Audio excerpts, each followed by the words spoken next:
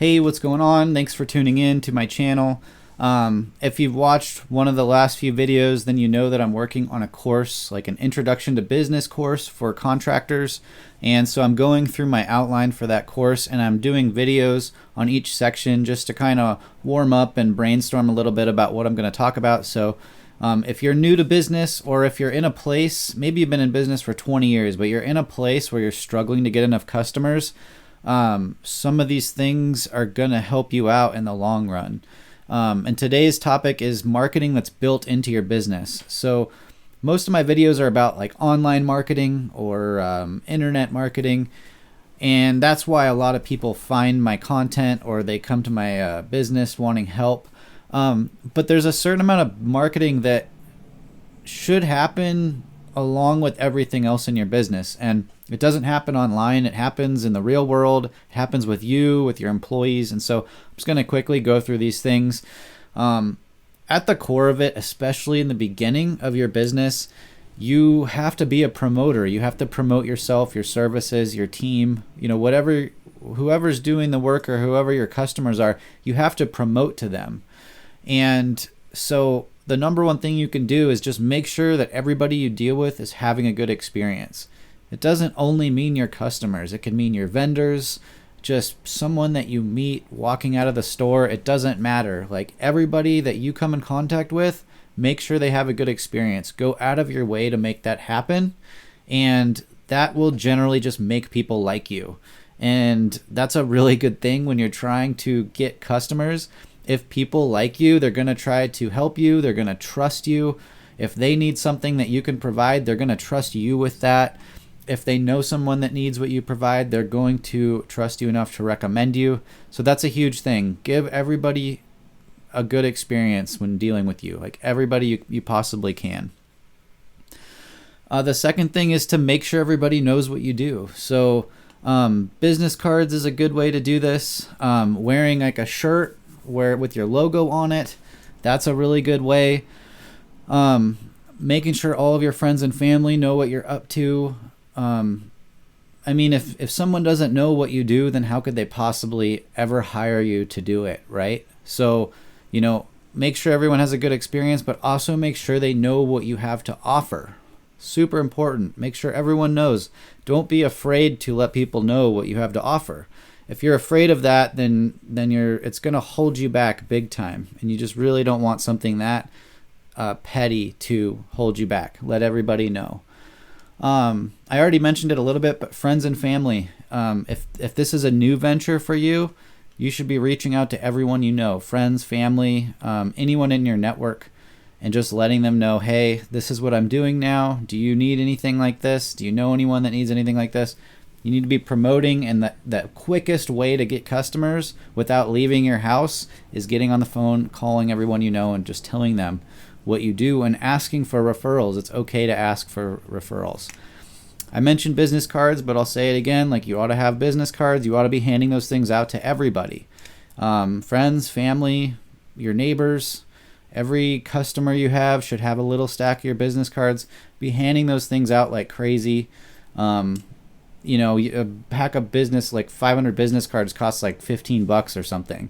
If one of those business cards brings you a job worth a couple grand, then that's just a huge return on your investment, right? You should get in the habit of having business cards, just handing them out every opportunity you get. Be creative. Stick them on the bulletin board at your gym.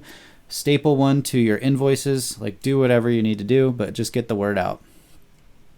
Another one is road signs. The same place you get business cards, usually you can get some signs to put out in the yard by the road. Especially if you're working on a project for like a month, stick a road sign out there. Show the neighbors who's working on this house. But make sure that your crew is being clean, not making a scene, not leaving garbage all over the place, not standing out in a circle drinking beers and playing dice, like whatever. Make sure that everyone's representing your company and making a good appearance, but put your sign out there so people know that you're there. Truck signs go right along with that. Your vehicle or your vehicles should have your logo on it, should have your phone number, and should say what services you do. The worst thing is when I see someone with a big logo on their car and a phone number, but it doesn't say what they do. So how the heck is anybody supposed to call them for their services when they've got some obscure name and logo and it's just not clear what they do? First and foremost, people need to be aware of what you do before they can ever think about hiring you.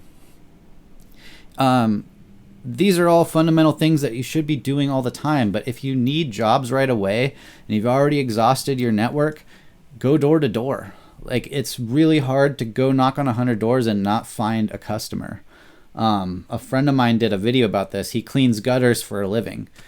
I think his channel is called From the Gutter. And he went door to door, and I think his goal, what was his goal? To make $500 in a day cleaning gutters. He had no tools, no phone, no nothing. He went door to door in 10 hours. I think he made $600. So go door to door, hand out business cards, make sure everybody knows what you do. It'll be really difficult. Like, if you're making a good impression, you know, if you're being nice, if you're giving them a good experience, it'd be really hard for you to not find a customer. And it's also really, really good practice, because most contractors are not that good at sales. They just don't have any experience doing it. And it takes shitloads of sales calls or sales conversations or, you know, sale-oriented conversations to get good at it. And so going door to door forces you to have the same conversation over and over again, and you end up getting really, really good at saying what you mean to say in just a few words, and being able to focus more of your attention on being friendly and paying attention to whoever you're talking to. And you just become good at speaking and good at conversation, and that goes a really, really long ways in your success. You know, let's just say that you're not very good at sales, and so you lose 1 out of every 4 deals just because you're not coming across the right way. You go door to door for a week and you talk to 700 people, that's probably not going to happen to you. And that might mean the difference with an additional 25% of customers. So this stuff really adds up, and it's easy to avoid because, you know, I get it. I was a carpenter for most of my life. Like, I didn't want to talk to anybody. Like, I just wanted to do my work and for people to leave me alone. But when it comes to business and sales, you have to get over that, and you have to just put yourself out there and learn how to get really good at talking to people. If you can't go door to door, you can do cold calling. It's the same principle. It's a little difficult these days because there's so many spam calls going on right now. A lot of people just don't even answer the phone. So if you're going to cold call, the first thing you say, you should just be very clear about who you are and why you're calling. It's like, hey, I'm not a spammer, I promise. This is my name. This is what I do. I'm a new business, and I'm just really trying to get started off on the right foot. So I'm calling all the businesses in your neighborhood or whatever. Like, be clear about what you're doing and let them know, like, hey, I'm a real person. This is what I'm trying to do. I'm not just one of 1,000 telemarketers in a giant office building calling you from India trying to sell you something. So cold calling can work. Once you have the customers, another thing you can do is help them spread the word. Give them a stack of business cards, make them super, super happy. Always ask them to leave a review, preferably on your Google listing, but wherever they can leave it. I like Google the best because it's free, and when somebody types something into Google, like 90% of people do, your Google Maps listing is what shows up. So having reviews on that is good. But help your customers spread the word. If you had a really good client and you finished their project a month ago, call them out of the blue and say, hey, was just thinking about you. How are you? How's everything going? Was there everything still good?